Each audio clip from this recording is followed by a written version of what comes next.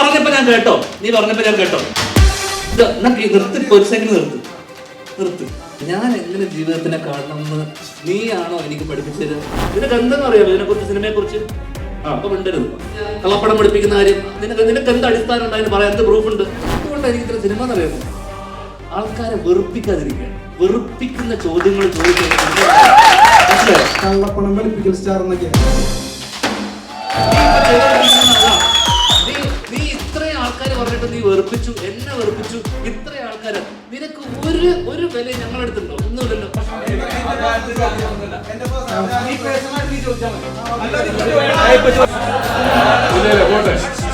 മോനെ സ്ഥാപനത്തിലേക്ക് പോകണമെന്ന് ഞങ്ങളല്ല. बस ठीक हो, मस्त नहीं ठीक हो.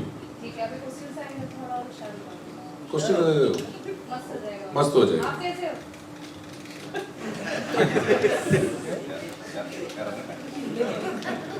बढ़िया हाँ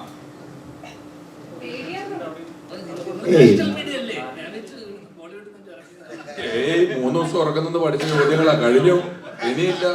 കഴിഞ്ഞ आप भी बोल सकते हो, कोई घटना नहीं. ऐसा ही पूछो, कुछ नहीं, प्रॉब्लम नहीं है. हिंदी आता है, बहुत अच्छी तरह ही आता है. हाँ सिर्फ अन्ना की है. अन्ना की.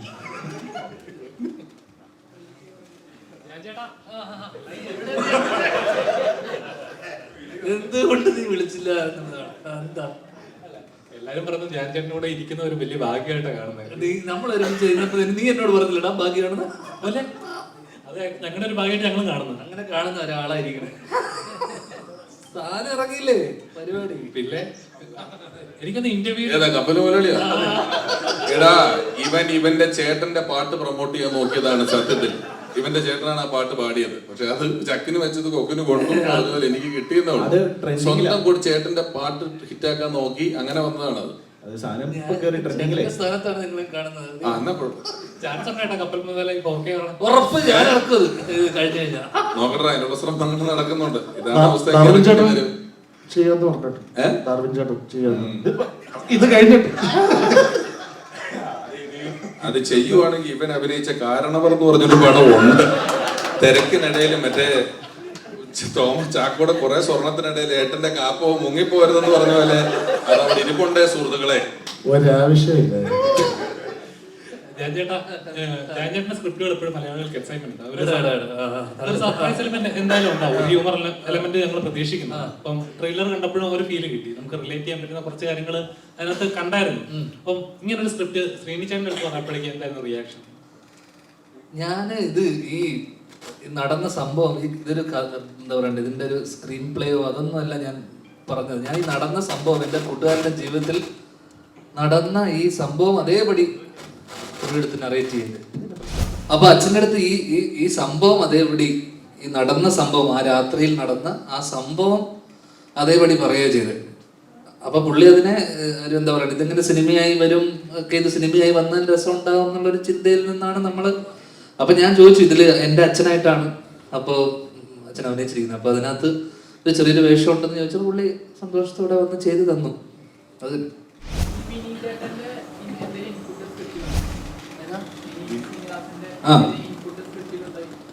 ഇല്ല പുള്ളിക്ക് ഈ കഥ ഇതിനുമായിട്ട് ബന്ധപ്പെട്ട് പുള്ളിയുടെ ടൈപ്പ് ഓഫ് ഒരു പരിപാടിയല്ല.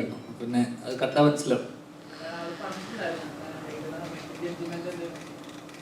ഇല്ലടാ, ഞങ്ങൾ അങ്ങനെ ചർച്ചകളൊന്നും ഉണ്ടാവാറില്ല പൊതുവെ.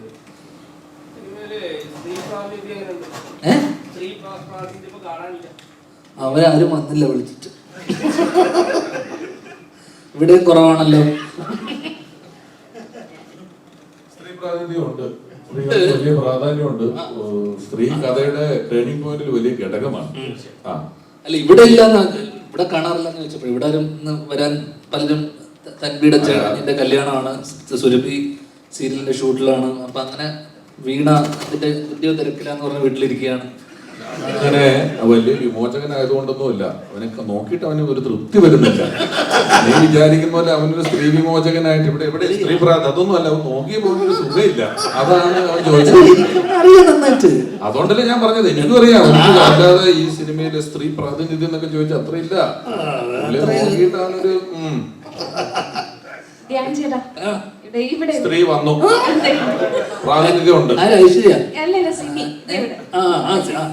നീ കാണുന്നുണ്ടല്ലോ, എനിക്ക് കാണാൻ പറ്റുന്നില്ല. ആ അവിടെയാണ്, നീ അവിടെ നോക്കിയിട്ട് നീ വന്നെന്ന് പറഞ്ഞ് ഞാൻ ആള് വിളിക്കുന്നത്. ഇപ്പം ഓൺലൈൻ ഗെയിമിംഗ് ആപ്പുകളുടെ കാലഘട്ടമാണ്. അപ്പം അതിന്റെ ദൂഷ്യവശങ്ങൾ നമുക്ക് നന്നായിട്ട് അറിഞ്ഞുകൊണ്ടിരിക്കാം. അപ്പൊ കഴിഞ്ഞ ദിവസം ധ്യാൻ ചേട്ടന്റെ ഒരു അഡ്വർടൈസ്മെന്റ് ഉണ്ട്, അത്തരം ഒരു ആപ്പിനെ പ്രൊമോട്ട് ചെയ്തിട്ടുണ്ട്. അപ്പം സാമൂഹിക പ്രതിബദ്ധതയുള്ള ഒരു കലാകാരൻ എന്ന നിലയിൽ അങ്ങനെ ഒരു അഡ്വർടൈസ്മെന്റ് ചെയ്യാനുള്ള കാരണം എന്താണ്? സാമൂഹിക പ്രതിബദ്ധത ഉണ്ടെന്ന് ആരാ പറഞ്ഞ? എനിക്ക് ഞാൻ എന്നോട് എപ്പോഴെങ്കിലും പറഞ്ഞിട്ടുണ്ടോ?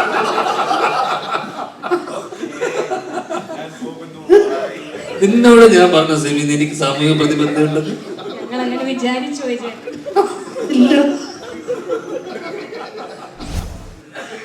ആ ഡോറ് തുറന്നു കൊടുക്കുകയാണ്, ഒരു ചോദ്യം ഇറക്കി പോകുന്നത്.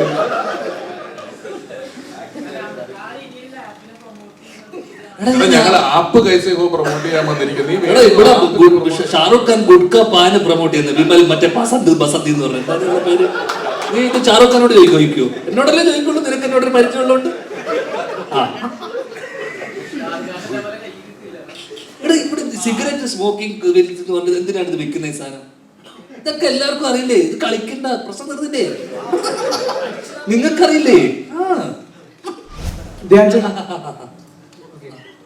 മലയാള സിനിമ ഇപ്പോ ഒരു വലിയ പ്രതിസന്ധിയിലൂടെയാണ് കടന്നു പോകുന്നത് എന്നുള്ള വാർത്തകളാണ് ഞങ്ങൾ എല്ലാവരും കണ്ടുകൊണ്ടിരിക്കുന്നത്. ഉടനെ സമരം വരും അങ്ങനെയൊക്കെ. അപ്പൊ അത്തരത്തിലൊരു സാഹചര്യത്തിലാണ് കുത്തൊഴുക്ക് പോലെ ധ്യാൻ ചേട്ടന്റെ പടങ്ങൾ വരുന്നത്. അല്ലല്ല ചോദ്യം അതെ അതെ. അപ്പൊ ഞാൻ പറയുന്നത് ധ്യാൻ ചേട്ടന്റെ കഴിഞ്ഞ ദിവസത്തെ ഒരു റീല് കണ്ടായിരുന്നു. അതില് ധ്യാൻ ചേട്ടൻ തന്നെ ധ്യാൻ ചേട്ടനെ പടക്കം സ്റ്റാർ എന്നാണ് വിശേഷിപ്പിക്കുന്നത്. അല്ല, ആ റീലിന്റെ കൺസെപ്റ്റ് അതാണ്, ഒരു പടക്കം തോളിലിട്ടുകൊണ്ട് വരുന്നത്. മനസ്സിലാകുന്നുണ്ട്? അപ്പൊ ഒരു പടത്തിനെ ശരിക്കും ഡീമോട്ടിവേറ്റ് ചെയ്യല്ലേ ചെയ്യുന്നത്. ഞങ്ങൾ എത്ര പ്രൊമോട്ട് ചെയ്യാലോ അപ്പൊ കേറുവോ? നിങ്ങളോ? ഞങ്ങള് മീഡിയ ടീം. നിങ്ങള് കാരണം എത്ര പടം എന്റെ ഓടി. അല്ല ചേട്ടാ ചേട്ടാ ചേട്ടാ അല്ലല്ല ധ്യാൻ ചേട്ടാ, ഈ പരിപാടി കൊടുക്കുന്നത് ഞാൻ ഈ പരിപാടി കുറച്ച് ഇതുവരെ കാണുന്ന ചേട്ടനിപ്പോ കപ്പൽ നിങ്ങൾ കാരണം എന്റെ ഓടിയ ഒരു പടം പറഞ്ഞത് എനിക്ക് പറഞ്ഞ എന്റെ കൊള്ളാമത്തെ ഒരു പടം നിങ്ങൾ കാണാൻ നീ കാണും. നല്ലൊരു തിരക്കഥയുള്ള പടം ഓടിയിട്ടുണ്ട്. നല്ലൊരു തിരക്കഥയുള്ള പടം ഓടിയിട്ടുണ്ട്. ചേട്ടൻ ഏത് നല്ല തിരക്കഥ പൊട്ടിയ പടം പറ, പൊട്ടിയ പടം പറ. നീ തോറ്റുപോ എന്റെ മുന്നിൽ. ഇല്ലില്ല, തോറ്റുപോലെ ചേട്ടാ. ചേട്ടാ കപ്പൽ മുതലാളി ഇപ്പൊ 21 ഗ്രാംസ് പറഞ്ഞു. അല്ലല്ല, കപ്പൽ മുതലാളി ഞാൻ പറയട്ടെ, നിങ്ങളുടെ വിഷയത്തിന് ഞങ്ങളെ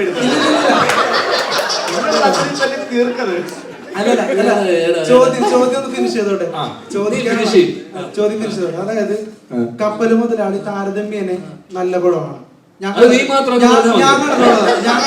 നിനക്ക് ഇഷ്ടമായത് നിന്റെ ഇഷ്ടം, എന്റെ ഇഷ്ടം എനിക്ക് ഇഷ്ടമില്ല പടം. അത് കുഴപ്പമില്ല. പക്ഷെ 21 ഗ്രാംസ് താരതമ്യേന നല്ല പടം, ബോക്സ് ഓഫീസ് ഹിറ്റ് ആണെന്നല്ല പറയുന്നത്. കപ്പൽ മുതലാളി ബോക്സ് ഓഫീസ് ഹിറ്റ് അല്ല. പക്ഷെ ഞാൻ പറഞ്ഞു വന്നത് അത് ഭയങ്കരമായിട്ട് കളിയല്ല. അത് ഞാൻ കണ്ടിട്ടില്ല.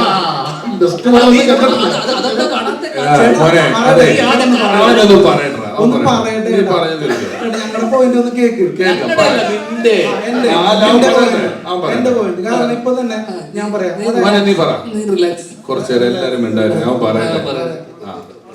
അപ്പൊ ഞാൻ പറഞ്ഞു വരുന്നത് നല്ലൊരു തിരക്കഥ ഉള്ള സിനിമകളൊന്നും പൊട്ടിയിട്ടില്ല. പ്രൊമോഷൻ ഇല്ലാതെ തന്നെ ജയിച്ചിട്ടുണ്ട്. ഞങ്ങളിപ്പോ വരാത്ത പടങ്ങൾ ഒരുപാട് ജയിച്ച് ഞങ്ങൾ കണ്ടിട്ടുണ്ട്. മനസ്സിലാകുന്നുള്ളൂ. പിന്നെ എന്റെ ഒരു അഭിപ്രായം, മലയാള സിനിമയുടെ ഒരു പ്രേക്ഷകൻ എന്നുള്ള നിലയിൽ പറയുകയാണ്, ഏറ്റവും വലിയ പ്രതിസന്ധി ഈ പറയുന്ന പോലെ ഒരു കണക്കുമില്ലാണ്ട് ചൂടപ്പം പോലെ ഇറങ്ങുന്ന സിനിമകളാണ്. അത് നിങ്ങള് പ്രൊഡ്യൂസർമാര് ഫുൾ സ്ക്രിപ്റ്റ് വായിച്ചു നോക്കിയിട്ട് പടങ്ങൾ ഇനി മുതൽ സെലക്ട് ചെയ്യണം എന്നാണ് എന്റെ അഭിപ്രായം ആസ് എ പ്രേക്ഷകൻ. മനസ്സിലാവുന്നുണ്ടോ? അങ്ങനെയാണെങ്കിൽ പടത്തിന്റെ ഹിറ്റ് ആ ഒരു നിരക്കിലൊക്കെ ഒരുപാട് മാറ്റം വരും. അതല്ലാതെ നിങ്ങളുടെ ഇന്റൻഷൻ എന്താണ് ഇങ്ങനെയുള്ള കുറെ പടങ്ങൾ പ്രതീക്ഷ വെക്കേണ്ടെന്ന് പറയുന്നത്? ഞങ്ങളൊക്കെ ഒരു സിനിമാക്കാരനാവണമെങ്കിൽ തന്നെ ഒരുപാട് പ്രതീക്ഷയിലാണ്. ഇപ്പൊ കപ്പൽ മുതലാളി അതിന്റെ എത്ര നായക വേഷം രമേഷ് പിഷാരടിച്ചേട്ടന് കിട്ടി? കപ്പൽ മുതലാളി കഴിഞ്ഞു, എത്ര നായക വേഷം കിട്ടി രമേഷ് പിഷാരടിച്ചേട്ടന്? സൈഡ് റോളിലോട്ട് പോയില്ലേ? പക്ഷെ ചേട്ടന് എത്ര പടം പൊട്ടിയിട്ടും പടം കിട്ടുന്നുണ്ട്. അതെന്തുകൊണ്ടാ എടാ, അത് എടാ നിനക്ക് ഇതിന്റെ പെറിഫറൽ ആയിട്ടുള്ള കാര്യങ്ങൾ മാത്രമേ അറിയുള്ളൂ. ഒരു പ്രൊഡ്യൂസറും ഒരു ഡയറക്ടറും ഒരിക്കലും എന്നെ വെച്ചിട്ട് എത്ര പടം പൊട്ടി എന്നെ വെച്ചിട്ട് എന്തിനാ വീണ്ടും വീണ്ടും പടം എടുക്കുന്നത്? ചേട്ടാ വേറെ ടോക്കാണ് പോണത്. പറയാൻ പറ്റില്ല.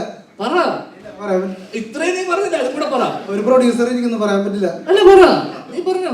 അതായത് ചേട്ടന്റെ കമന്റ്സിൽ വരുന്നത് കള്ളപ്പണം വെളുപ്പിക്കൽ സ്റ്റാർ എന്നൊക്കെയാണ്. ആയിക്കോട്ടെ, അതുകൊണ്ട് അവർക്ക് ഗുണമുണ്ടാകുന്നുണ്ട്. ഞാനല്ല വെളുപ്പിക്കുന്നത്, എനിക്ക് അക്കൗണ്ടിലാണ്. ഇതൊന്നും അതുകൊണ്ട് എനിക്കെന്താണ് ഗുണം? ആ രീതിയിൽ അവർക്ക് ഗുണം ഉണ്ടാവുന്നുണ്ടോ? അപ്പൊ എന്റെ പടം ഏതോ നഷ്ടമായിട്ടില്ലേ? എല്ലാരും വെളുപ്പിച്ചില്ലേ? പൈസയെല്ലാം വന്നില്ലേ? പ്രേക്ഷകര് നിരാശയിലാണ്. ഡയറക്ടർ പ്രൊഡ്യൂസർ സ്ക്രിപ്റ്റ് വായിച്ച് നോക്കണം എന്നൊക്കെ പറയുന്നുണ്ട്. ഇത് വായിച്ചു നോക്കാതെ ഒന്നുമല്ല ഒരു സിനിമ ഇറങ്ങുന്നത്. ഇത് ഇറങ്ങുമ്പോ അങ്ങനെ ഇപ്പൊ അത്രയും സിനിമ ഇവിടെ ഇറങ്ങുന്ന അത്രയും സിനിമ ജനങ്ങൾക്ക് ആവശ്യമില്ല. 150 സിനിമ ഇറങ്ങുന്നുണ്ട്. 12 മാസമല്ലേ ഉള്ളൂ, 365 ദിവസമുള്ളൂ. 150 ദിവസമൊക്കെ ആൾക്കാർക്ക് സിനിമ കണ്ടുണ്ട്. അപ്പൊ അത്രയും ചോയ്സ് ഉണ്ട്.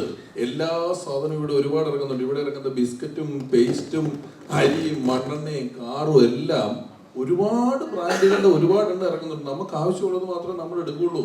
നീ വഴി കൂടെ നടന്നിട്ട് ഹോട്ടലുകളുണ്ട്. ഇപ്പൊ ഓരോ 2 മാസം ഇടവിട്ട് നീ ഹൈവേ വഴി യാത്ര ചെയ്ത ഹോട്ടൽ തുറക്കും, ഹോട്ടൽ കൂട്ടും, കട തുടങ്ങും. അതുപോലൊരു സംഭവം മാത്രമാണ് ഇവിടെ നടക്കുന്നത്. പലതും വരും, പലരും വീണ്ടും അത് ചെയ്യാൻ തീരുമാനിക്കും. ആ കാലത്തുള്ളതിനേക്കാൾ സിനിമയ്ക്ക് മറ്റ് വ്യാവസായിക അടിസ്ഥാനത്തിലുള്ള കച്ചവടങ്ങളൊക്കെ നടന്നു തുടങ്ങുന്നത് കൊണ്ടും ധ്യാന്റെ പടത്തിന് ആ ലെവലിലുള്ള കോസ്റ്റ് വലിയ ഒരു 100 കോടി പടമൊന്നും അല്ല ധ്യാന്റെ പടം എന്ന് പറഞ്ഞ് വരുന്നതും. ഇല്ല, നമുക്ക് ചെറിയ പടം ചെയ്യാൻ ആഗ്രഹമുള്ള ഒരാൾ വരുമ്പം അത് ഇൻഡസ്ട്രിയെ നിയന്ത്രിക്കുന്ന ഒരാൾ, നീ സിനിമയിൽ വരാൻ ആഗ്രഹിക്കുന്നു എന്ന് പറഞ്ഞില്ലേ, അതേപോലെ സിനിമ ചെയ്താൽ മതി എന്ന് ആഗ്രഹിക്കുന്ന ആൾക്കാരുണ്ട്. അവരെന്തായാലും ഒരു സിനിമ ചെയ്യും. അവർ ചെയ്യാൻ സിനിമ വരുമ്പം അവർ നോക്കിയെടുക്കുമ്പോൾ അവർക്ക് വലിയ ആൾക്കാരുടെ പുറകെ പോകാനോ കിട്ടാനുള്ള സാധ്യതയില്ലെങ്കിൽ അവർക്കൊരു സിനിമ ചെയ്യണം എന്നുള്ളതൊരു ആഗ്രഹമാണ്. കിട്ടിയാ കിട്ടി, പോയാൽ പോട്ടെ. ലോട്ടറി എടുക്കുന്ന പോലെയാണ്. മുമ്പൊന്നും പറഞ്ഞിട്ടില്ല. ശ്രീകാന്ത് അപ്ലോഡ് ചെയ്തിട്ടുണ്ട്. നിനക്ക് ഈ പ്രൊഡ്യൂസർമാർക്ക് ഇവിടെ ഇരിക്കുന്നവർക്കും ഇല്ലാത്ത വേദന എന്താണ് നിനക്ക് മനസ്സിലായത്? നിങ്ങളെ നീ മാനിക്കണോ വെച്ചാൽ ഞാൻ എനിക്കിഷ്ടമുള്ള പോലെ ഞാൻ ജീവിക്കുക, എനിക്കിഷ്ടമുള്ള കാര്യം ഞാൻ ചെയ്തൂടെ? അല്ല, അതിനകത്ത് പൊട്ടുമെന്നല്ല പറയുന്നത്. പറയുന്നത് ആ റീലിനകത്ത് പറയുന്നത് എന്താ? ഈ പടക്കം പൊട്ടില്ല, ഇത് പൊട്ടിയാലും അത് ഇവിടെ ഒരാളും ഒരു സിനിമ എടുത്തിട്ട് ഇത് കാണുന്ന പ്രേക്ഷകൻ പണ്ടാരം തുടങ്ങണം, അവൻ കണ്ടിട്ട് വെറുക്കണം എന്ന് പറഞ്ഞിട്ടല്ല സിനിമ എടുക്കുന്നത്. എല്ലാവർക്കും ആ സിനിമ ആരുടെയെങ്കിലും ഒക്കെ ഒരാളുടെ പേഴ്സണൽ ഫേവറേറ്റ് ആയിരിക്കും. ഈ സിനിമ കണ്ട് കുറച്ച് ആൾക്കാരിലേക്ക് എത്തണം, അപ്പൊ ആ പടത്തെ പറ്റി നല്ല അഭിപ്രായം പറയണം. അല്ലെങ്കിൽ അല്ലാതെ ഇത് കണ്ട ആൾക്കാർ എന്നെ ചീത്ത വിളിക്കണം എന്ന് പറഞ്ഞാൽ ആരും സിനിമ എടുക്കുന്നില്ലെന്നാണ് എനിക്ക് തോന്നുന്നത്. പിന്നെ ഞാൻ ഒരു മിനിറ്റ്, ഞാൻ എങ്ങനെ ജീവിതത്തിനെ കാണണം എന്ന് നീയാണോ എനിക്ക് പഠിപ്പിച്ചു തരിക? അല്ല, ഞാൻ സിനിമയെ എങ്ങനെയാണ് കാണേണ്ടത്, ഞാൻ ജീവിതത്തെ എങ്ങനെയാണ് കാണണം നീ എനിക്ക് പഠിപ്പിച്ചു തരണം. അല്ലല്ല, സിനിമയെ കുറിച്ച് നീ എന്റെ കാഴ്ചപ്പാടും ഞാൻ എങ്ങനെ സിനിമയെ അപ്രോച്ച് ചെയ്യുന്നുള്ളത് രണ്ടുണ്ട്. നീ എന്തിനാ എനിക്ക് പറഞ്ഞു തരുന്നത്? നീ കണ്ടൂടെ? അല്ലല്ല, അത് നിനക്ക് ഇത്രയും ആൾക്കാരിരിക്കെ പ്രസ് മീറ്റിൽ നീ ജീവിതത്തിന് വളരെ സീരിയസ് ആയിട്ട് നീ ചെയ്യുന്ന ജോലി സീരിയസ് ആയിട്ടല്ലേ കാണുന്നത്? അതേ സീരിയസ്നെസ്സോടെ ഞാൻ ജോലി ചെയ്യുന്നു. ഇവിടെ ഏറ്റവും അച്ചടക്കത്തോടുകൂടി ജോലി നീ പറഞ്ഞപ്പോ ഞാൻ കേട്ടോ, നിർത്ത്, ഒരു സെക്കൻഡ് നിർത്ത്. നീ ഒരു വാഗ്വാദത്തിന് വന്നതല്ലോ, അല്ലല്ലോ. നീ പറഞ്ഞേക്ക്, ആവശ്യമില്ലാത്ത നീ ചെയ്ത പോലെ തന്നെ അവനും ഒരു ഇതായിട്ട് ചോദിക്കണം. ഞാൻ സീരിയസ് ആവണോ, ഞാൻ എന്താവണമെന്നുള്ളത് നീ എനിക്ക് പറഞ്ഞു തരണ്ടല്ലോ മോനെ. ഒരു സെക്കൻഡ്, ഞാൻ അതായത് അത് സീരിയസ് ആയിട്ടൊക്കെ എടുക്കുന്നുണ്ട്. സിനിമ പൊളിയുന്നു, ഈ പൊളിഞ്ഞു എന്നുള്ള കാര്യം മനസ്സിലാക്കുന്നുണ്ട്. ഞാൻ പോട്ടെ മോനെ, സമരത്തിലേക്ക് പോണോന്ന് ഞങ്ങളല്ല. നീ ഇപ്പോ പറഞ്ഞിട്ട് നീ അത് പഠിച്ചു പോയാ ഏതാ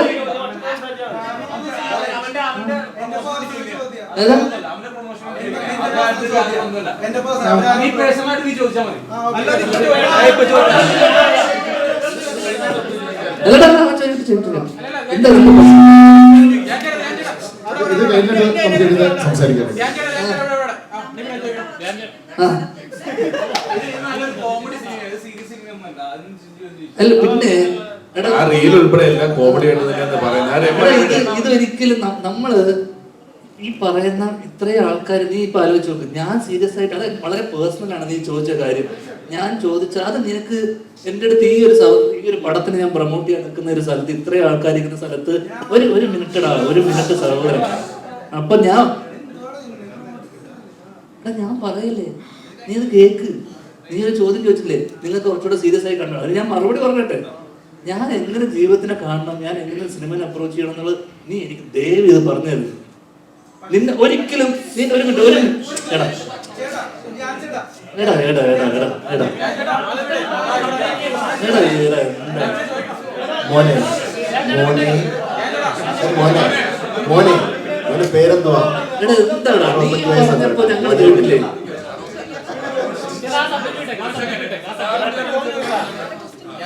മോന്റെ പേരെന്തുവാ? അല്ല വേണ്ട വേണ്ട. അല്ല ഏത് ചാനലാ? അതും വേണ്ടല്ലേ.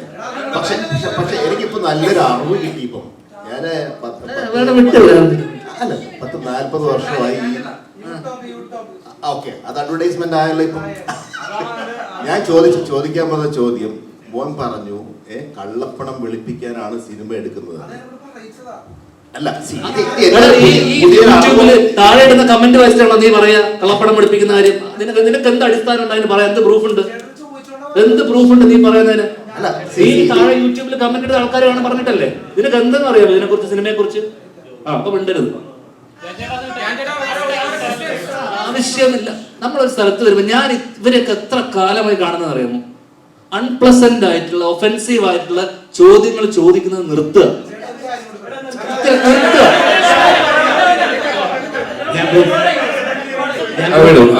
ഞാൻ നിനക്കൊരു കാര്യം പറഞ്ഞുതരാം. എടാ നീ കേട്ടോ, അല്ലല്ല അവനൊരു കാര്യം പറഞ്ഞോട്ടെ. ഒരു കാര്യം നീ കേട്ടോ, എടാ ഒരു കാര്യം നീ കേട്ടോ. അല്ല അവനൊരു ഒരു കാര്യം പറയടാ മോനെ.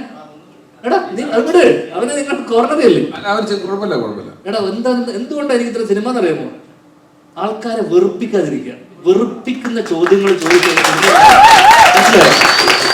സിനിമയിൽ വേണ്ടത് വെറുപ്പിക്കരുത്. ഇവിടെ വേണ്ടത് സിറ്റ് പടം ചെയ്യുക, ഇതൊന്നുമല്ല.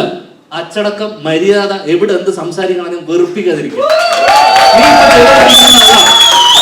നീ ഇത്രയും ആൾക്കാർ പറഞ്ഞിട്ട് നീ വെറുപ്പിച്ചു, എന്നെ വെറുപ്പിച്ചു. ഇത്രയും ആൾക്കാര്, നിനക്ക് ഒരു വില ഞങ്ങളെടുത്തുണ്ടോ? ഒന്നുമില്ലല്ലോ. നീ ഇത്ര തവണ ഞാൻ മോനെ കുഴപ്പമില്ല. ഇതിനെയും അതിന്റേതായ രസത്തിൽ തന്നെ എടുത്താൽ മതി മോനെ. കുഴപ്പമില്ല, ചോദിച്ചോ. എന്നോട് എനിക്ക് ഉത്തരം പറയാനില്ല. ആൾക്കാർ പ്രൊമോഷൻസിന്റെ കാര്യങ്ങൾക്ക് വേണ്ടി വന്നാണ്. നിർത്തടാ, അല്ലല്ല, നിങ്ങൾക്ക് കുറെ പ്രാവശ്യം അവിടെ നിൽക്കാം. പുറത്താക്കുന്നല്ല, മറ്റുള്ളവർക്ക് ചോദിക്കാൻ അവസരം കൊടുക്കണം. പുറത്താക്കൊന്നുമില്ല. അയ്യോ മോനെ കുഴപ്പമില്ല, ചോദിച്ചു. മോനെ ചോദിച്ചു, നമ്മൾ പറഞ്ഞു. അനൂപ്,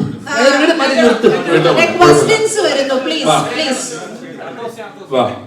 കുഴപ്പമില്ല.